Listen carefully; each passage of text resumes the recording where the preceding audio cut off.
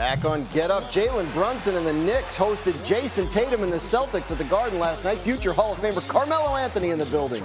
We're going to pick it up with 17 seconds left in the fourth quarter, Monica. Knicks down 105-104. Here's Brunson driving and hitting Josh Hart. He gets the layup to fall. Knicks up by 3. That was a terrific cut by Josh Hart. But this, Straz, is the moment of truth. It sure and was. Jason Tatum rose to the occasion. In the first half, the Knicks did a really good job of slowing the Celtics from the three-point line. But in the second half, they went off. And that one tied the game. 2.9 seconds left on the clock. Now Knicks inbounding. Hart gets it on the inbound. Puts up the last-second heave, but it misses. And we are going to overtime. Just over 2 minutes left in OT. Knicks down 110-108. Karl Anthony Towns intercepts a bad pass from Derek White. Towns takes it all the way and finishes with the Euro step layup. Score tied at 110. Under a minute left in OT, now score tied at 112. White kicks it out to Kristaps Porzingis, who buries the deep 3. Celtics up 115-112. 16.7 left to play, same score. Knicks inbounding. Brunson to Towns. Towns throws to Mikal Bridges in the corner, but he fumbles it out of bounds. Monica, what happened here? I don't know. Beats me. Step one of basketball 101 when you learn as a player is catch the ball. Celtics win 119-117. Their 33 road wins this season, tied for the second most in NBA history with the 95-96 Bulls. Knicks are now 0-9 this season against the top 3 teams in the NBA by record. That's the Thunder, the Cavaliers, and the Celtics. Only the Wizards and the Nets have a worse record against those 3 opponents this season, and the Wizards and the Nets are not going to the playoffs, Monica. Monica, after last night's loss, do you think Knicks fans should be discouraged or encouraged by what they saw last night? I'm going to choose the glass half full. I think you go optimistic. That, to me, was the best performance, 48-plus, the overtime period, that you've seen in these matchups from this Knicks squad. They've had an issue with being able to put together complete games as far as playing out the duration of the game, and they did that last night. If you want to add to that, it's being Jalen Brunson's just his second game back after injury. He has an opportunity to continue to get better, to get back to full strength of what he was this season. That should make him, arguably, he probably should be the clutch player of the year. I think you saw this team defend. OG Anunoby, Mikal Bridges committed on that end. They were terrific in the glass. And Karl Anthony Towns, his ability to score in the paint in this one was a sight to see. And so I would choose optimism if you're a Knicks fan. Now, I fully acknowledge Jaylen Brown did not look himself in this contest. In fact, Karl Anthony Towns really had his way with him, particularly in that first half. But I think you choose optimism. It's a strong showing against one of the best teams, if you don't believe that is the best team in the league. Yeah, Wendy, what do we know about Jaylen Brown? Obviously, he played just 22 minutes last night. They kept talking throughout the game about the concern about his knee. Is he all right? Is he all right ahead of the playoffs? Are they just monitoring him? What's going on? Clearly, he's not himself. Understand the Celtics would not be having him out there if they thought playing would materially damage his knee. But you could tell he was not himself. He didn't have any burst whatsoever, which is why Joe Mazzulla ultimately took him out of the game. Before last night, even though he had discussed that the knee was really late, he was laboring with it, it wasn't really affecting his output. He was still playing pretty well.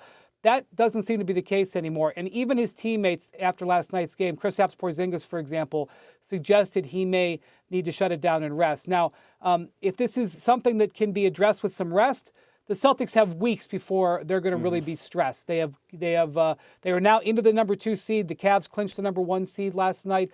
I don't expect, they're going to have a week off between the end of the season and the start of the playoffs. I do not expect them to have stress in the first round. Considering they swept the season series with the Knicks, I'm not even so sure they might face stress in the second round. And so really, there's plenty of time for Jaylen Brown to recover, but obviously it's something that they may need to give him some rest for. No doubt. Title defense on the line for Boston. Time to run the floor. Lots to talk about in the NBA as we head down the final stretch. Wendy, you just mentioned the Cavaliers clinched the number 1 seed in the East last night. So, is it a failure if this Cleveland team does not get to the finals? It's a failure to not recognize how awesome Boston is if you think it's a failure not to reach the finals. The Cavs have had a spectacular season, and I think the step to try to beat Boston starts with getting home court, which is what they've been able to secure. And if they're able to take care of business, and by the way, I'm not handing them 8 wins in the playoffs. They're going to have a potentially very challenging second-round series against maybe Milwaukee or Indiana. But if the Cavs get there and get to start and potentially end the series at home, that's part of the way you figure out Boston. Monica, the Warriors beat the Suns by 38 and have won 6 of their last 7 games. Can Golden State win the whole thing? Graz. Try as you may, I still got the Oklahoma City Thunder coming out of the Western Conference. Now, having said that, if you told me that behind Stephen Curry, Draymond Green, and Jimmy Butler, these guys went on a run and upset the Thunder, would I be shocked? No. Do I think that that is likely? No. Wendy? Look, Golden State has demonstrated that they are a completely different team since getting Jimmy Butler. But they're still in some danger zone here. They're not cleared from being out of the play-in. So they got to finish strong, and you can tell that they did that last night. If they get into a good spot in the Western Conference seeding, I like their chances to give Oklahoma City a run. But there is so many things that have to happen and so many variables. All you can basically do at this point is pick teams you like in the West and wait and see how things play out. All right, there's a team you like in the West, which is the Clippers. You've been talking about all week. They are red hot. They've won 5 games in a row. Are people still sleeping on the LA Clippers? They shouldn't be. I was at the game last night. This team is locked in. They gave Kawhi Leonard the night off last night so he can be ready to go against Houston tonight. They are in the same situation. They are in this logjam in the West. They need to win these games. But they, after weeks of playing well and not being able to get out of the 7-8 spot, have zoomed up, and they are in great position in the tiebreaker. They're de facto the 4 seed right now. I know that it looks like the Nuggets are the 4 seed, or actually the 5, but the Clippers are in command of that tiebreaker. So if they can finish strong, they can get home court. This is a team that defends, and Kawhi Leonard has scored 20-plus points in 12 straight games. They are quietly confident that they've had bad things happen to them in the past. They are just hoping to stay healthy, but they like the position that they're in. What do you think of the Clippers? I agree. Let's see, there was West Coast trip. The Knicks were on the West Coast the start of March, and they had to play the Clippers. I think they played them in LA, and then the Clippers came here. And I remember thinking, oh, wow, like this team, I think the storyline on the Clippers all season was sort of the injuries. Quietly, James Harden was putting together a terrific year to keep them afloat. But now that they're healthy and they've gotten their pieces back, I mean, yes, Kawhi Leonard is obviously the name in the marquee when it comes to the Clippers, but James Harden has had a great season. And the way that they've been able to play through Zubats, to me, like they've got size, they've got wing scoring, and they've got a defense. One of these years, I guess, but I guess they've been saying that about the Clippers for a while. Yeah, fair enough. Yeah, all right, well, we'll see. The push for playoff positioning is on with less than a week left in the regular season. Our ESPN NBA Wednesday doubleheader features Luka's return to Dallas at 7:30 Eastern. Then Nikola Jokic and the Nuggets take on DeMar DeRozan and the Kings. Our coverage tips with NBA Countdown at 7 Eastern. Comeback of the night in the NBA. Anthony Edwards and the Timberwolves hit the road to take on Giannis Antetokounmpo and the Bucks. And the Bucks trailed by as many as 24 points early in the fourth quarter. I'll say that again. 24 points, Monica, in the fourth quarter. I heard you. Under 9 to go, down by 16. There's Giannis with the dunk. Then Giannis with the 3. Bucks down by 11 now. Suing Timberwolves possession, same score. DiVincenzo turns it over. Kevin Porter Jr. finds A.J. Green, who drills a deep 3, cuts it to 8. Under 4 minutes remaining, Bucks down by just 3. That's a 3 from Green that ties it at 97. Timberwolves again turning it over. Anthony Edwards losing the dribble. Gary Trent Jr. picking it up and finding Porter Jr. for an easy dunk. Bucks lead by 1. On the other end, Julius Randle throws another turnover to Porter Jr. Minnesota just falling apart. Another fast break dunk. Bucks up by 3. And under 2 minutes left in the fourth quarter, Bucks up by 5. Porter Jr. comes up with another steal, pushes the break, lobs it to Giannis for the dunk. Bucks complete a wild fourth quarter comeback. Porter Jr. had 21 and 5. Giannis had a triple-double. Bucks win 110-103. Visited the Thunder last night after beating them by 27 points on Sunday. The rematch could clinch the Lakers a playoff spot. So let's pick it up with 9 minutes left in the third quarter, Monica. Lakers down 84-77. That's LeBron burying the 3. Now, mind you, the Lakers beat the Thunder pretty badly in the first game of this back-to-back, well, not back-to-back, of this little mini-series, you'll call it. That was Luka from the logo getting the 3 to fall, put the Lakers up by 2. 2 minutes left in the third. Shai Gilgeous-Alexander with a step-back 3, just what we've become used to from him. Under 8 minutes to go in the fourth. Here's where the game kind of turned. Lakers down by a point. Doncic sinks the floater for the lead, but watch what happens after this. He turns around, says some words in the direction of the ref, and he gets a technical. It's his second technical of the night. He can't believe it. He says he was talking to a fan. Look at it again. Like he's barking. The referee thought he was talking to him, tees him up, throws him out of the game. his pleas fall on deaf ears, and then the Lakers kind of fell apart after that. Just over 6 minutes to play in the fourth quarter. Thunder now leading 114-112. Gilgeous-Alexander sinks one from deep, putting the Thunder up by 5. Just over 3 minutes remaining in regulation. Now Thunder up 124-115. Gilgeous-Alexander gets another one to go. He had 42 points. Typical, Tuesday night for him? Yeah, man, his 13th 40-point game of the season. Here's Luka. Yeah, I mean, you can see it that happened, but, I never got a fan ejected, never. But if he's going to talk, I'm going to talk back like always. So that had nothing to do with the refs, so I didn't really understand. I mean, it was tough. I mean, we were right there. I think we fought the whole game. We were down 8 at halftime. We came back in the third quarter. We were fighting, man. So it was tough to see that with this kind of situation that happened. And, that's on me too, so I can't let my team down like that. All right, so joined again by Monica McNutt and Brian Windhorst. Windy, look, I mean, I feel like he kind of encapsulated it there in his comments. Like, it probably wasn't a fair ejection, but his reputation precedes him, no? Excuse me, sir, I was not cursing you, and I was cursing out this gentleman over here. Please accept my apologies. Yes, very clearly it seems that the official mistook Luka's cursing or the courtside fan, which he does routinely, for being directed at him, and it was probably an unjust technical foul.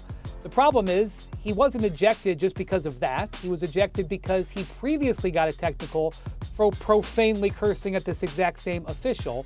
And the reason that the officials assumed that he was cursing him out is because Luka curses out officials almost on a nightly basis. So yes, and this, by the way, the game, as you mentioned, went totally sideways for the Lakers after this. Probably materially impacted the outcome of the game. And when that happens on what seems to be a misunderstanding, it's extremely frustrating. But Luka heavily contributes to allowing this to happen by his behavior over the course of the last decade. He continues to have problems with this sort of stuff and continues to do the same thing. So, the Lakers are every right to be upset about this, but Luka bears a lot of this responsibility. That's just the truth. To that end, Wendy, it was good to hear Luka at least say the right thing. That was the right step in terms of acknowledging that he has to be better for his teammates. Look, every game matters. It's do or die, in a sense, for the Lakers as far as playing for their standing right now. I continue to believe that there's opportunity for Luka to grow. We've talked about his defensive effort. Now we're talking about this sort of antics of the arc of his career. He's in a new position, in a new uniform, alongside teammates and a head coach that wants to hold him accountable. Not that that's not what happened in Dallas, but he clearly has an opportunity to continue to be better because, as he said, he cannot continue to let his teammates down. So I'm going to hope that this is a learning opportunity. I know that he's had plenty over the arc of his career, but each game presents a new opportunity. Well, good thing is tonight's game's in Dallas, so I'm sure there won't be any kind of extra juice or emotion behind that. I want to get to the shocking news from the NBA yesterday. This happened before the games were played last night. The Denver Nuggets fired head coach Michael Malone and general manager Calvin Booth. Move comes with Denver sitting in 4th place in the West with just 3 games left in the regular season. Malone's firing also comes just 2 years after he led the team to an NBA title. Assistant David Adelman will take over as the team's interim head coach. And this was obviously met with some shock around the league and among all of us who follow it. I wanted to bring Lewis and Swagoo into the conversation now. But before we get to them, I want to start with Windy. Windy, as a reporter, I'm trained like the first question can almost always be why. Why did this happen? Well, Josh Kroenke, the team's governor, didn't take questions from media yesterday. So we have to take from his statement and his comments to team media. What he said was winning can mask bigger problems. And my interpretation of that is that he did not want the Nuggets to win some games here and then mask the problem. He had made the decision to fire Michael Malone, and he didn't want a hot playoff run to cover that up. And so he made this move now. That is extremely unorthodox, but I will point that the Kroenke family, his father Stan and Josh, own and operate the Los Angeles Rams, Arsenal, one of the biggest teams in all of Europe in soccer. the Colorado Avalanche, and the Denver Nuggets, all of whom have won championships in the last decade. And the Kroenkes don't fire coaches. You go look at all of those teams, they don't make coaching changes.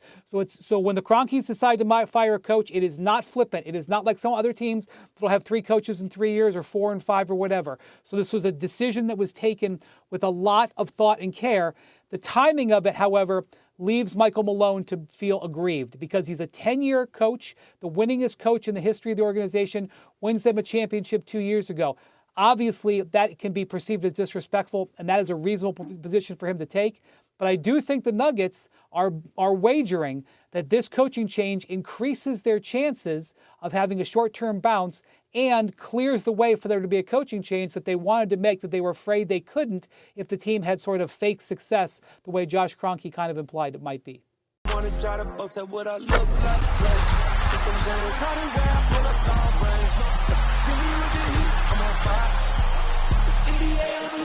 fire.